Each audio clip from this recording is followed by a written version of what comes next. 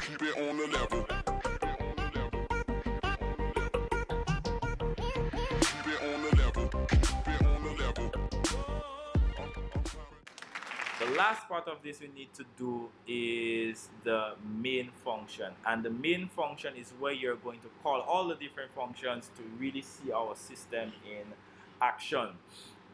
Okay, so what needs to happen in the main function? Well, remember void loop, that's where the entire thing happens. If we do not put any code in here, then we wouldn't really have anything on our, when we download our code to the microcontroller, we wouldn't really have anything on it, and it's just going to be an empty shell.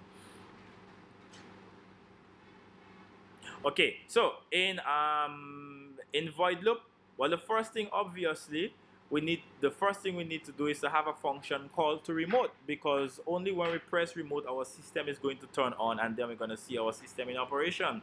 So the first thing you need to do is to power on the system. What function do we use to power on the system? All right, good. So you're going to type that function inside of there appropriately. All right. Okay. Hint. Well, this line of code could be implemented using only one line of code. That's all. A simple call to remote function will actually do the trick, and that will cause our system to turn on. After that, we will need to print the current temperature. So, how can we print the current temperature? Well, we need to call the function that is responsible for displaying temperature, for observing the temperature and printing it to the screen. So we need to call that. This one here can be implemented using 6 lines of codes or less.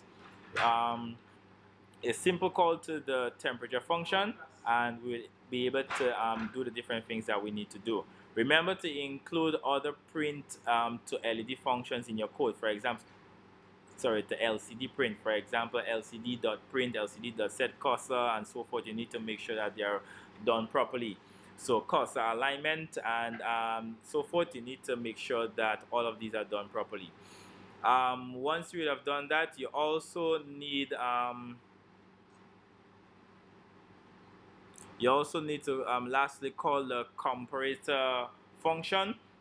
The comparator function will basically compare the current temperature and the predefined temperature, and then it's going to print something to the LCD screen. So there you have it.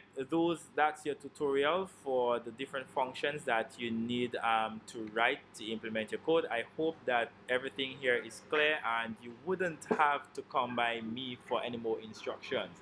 Okay guys, happy coding as usual. Keep it on the level. I'm climbing up the ladder while you bring me up a shovel. I can do this all day, I can do this all night.